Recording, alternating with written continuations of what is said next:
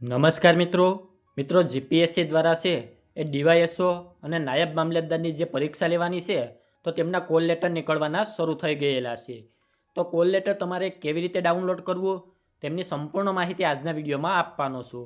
એની પહેલાં અમારી ચેનલમાં પહેલીવાર આવ્યા હોય તો ચેનલને સબસ્ક્રાઈબ કરી દેજો, જેથી ભરતીને લગતી તમામ માહિતી છે એ સૌથી પહેલાં તમારા સુધી પહોંચી શકે. તો ચાલો મિત્રો આપણે આજનો વિડીયો શરૂ કરીએ. તો મિત્રો કોલ લેટર ડાઉનલોડ કરવા માટે છે એ સૌ પ્રથમ તો તમારે જીપીએસસી ઓજસની વેબસાઇટ ઉપર જવાનું રહેશે. તમારે માત્ર ઓજસની વેબસાઇટ ઉપર નથી જવાનું, જીપીએસસી ઓજસની વેબસાઇટ ઉપર જવાનું છે.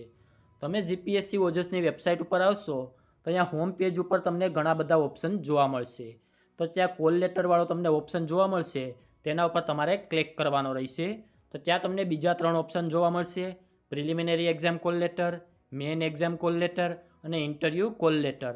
તો અહીંયા તમારે પ્રિલિમિનરી એક્ઝામ કોલ લેટર છે તેના ઉપર ક્લિક કરવાનું રહેશે. તેના ઉપર ક્લિક કરશો એટલે તમારી સામે કોલ લેટર ડાઉનલોડ કરવાનું મેઇન પેજ છે તે ઓપન થઈ જશે. સૌપ્રથમ તો તમારે અહીંયાથી સિલેક્ટ એડવર્ટાઇઝમેન્ટ ઉપર ક્લિક કરવાનું છે અને ત્યારબાદ તમારે અહીંયાથી છે ડીવાયએસઓ અને નાયબ મામલતદાર છે એ સિલેક્ટ કરવાનું રહેશે. તો જ્યારે તમે અહીંયા સિલેક્ટ કરવા જશો તો તમને ડીવાયએસઓ અને નાયબ મામલતદારની બે છે એ ઓપ્શન જોવા મળશે. તો અહીંયા એક ઓપ્શન 127 વાળો છે, જે દિવ્યાંગ કેટેગરીની ભરતી છે તે તેમના માટેનો છે, અને જે નોર્મલ ભરતી માટે છે એ અહીંયા તમારે જીપીએસસી 2025-26 8 વાળું ઓપ્શન છે તે અહીંયાથી સિલેક્ટ કરવાનું રહેશે. ત્યારબાદ ફોર્મ ભરતી વખતે 8 ડિજિટના જે કન્ફર્મેશન નંબર મળ્યા હતા તે એન્ટર કરવાના છે અને તમારી ડેટ ઓફ બર્થ તમારે અહીંયા એન્ટર કરવાની રહેશે. ત્યારબાદ અહીંયા નીચે આપેલો કેપ્ચર કોડ નાખી અને પ્રિન્ટ કોલ લેટર ઉપર તમારે અહીંયા ક્લિક કરવાનું રહેશે. તો તેના ઉપર ક્લિક કરશો એટલે તમારી સામે તમારું કોલ લેટર છે એ ઓપન થઈ જશે.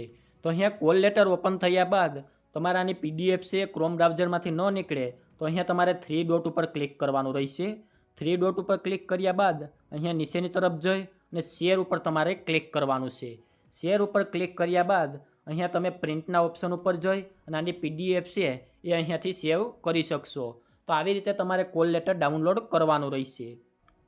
હવે જે મિત્રો પોતાના કન્ફર્મેશન નંબર ભૂલી ગયા હોય તો તેમણે કોલ લેટરવાળા પેજ ઉપર નીચેની તરફ આવવાનું છે. તો અહીંયા તમને એક ઓપ્શન જોવા મળશે કે તમારો કન્ફર્મેશન નંબર જાણવા માટે અહીં ક્લિક કરો, તેના ઉપર તમારે ક્લિક કરવાનું રહેશે. તેના ઉપર ક્લિક કર્યા બાદ અહીંયા જે એડવર્ટાઇઝમેન્ટ નંબર છે તે નાખવાના રહેશે.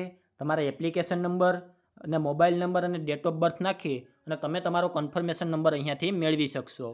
તો આજના વિડીયોમાં આપવામાં આવેલી માહિતી સારી લાગી હોય તો વિડીયોને લાઇક કરી દેજો, અને અમારી ચેનલમાં પહેલીવાર આવ્યા હોય તો ચેનલને સબસ્ક્રાઈબ કરી દેજો, જેથી ભરતીને લગતી તમામ માહિતી છે એ સૌથી પહેલાં તમારા સુધી પહોંચી શકે.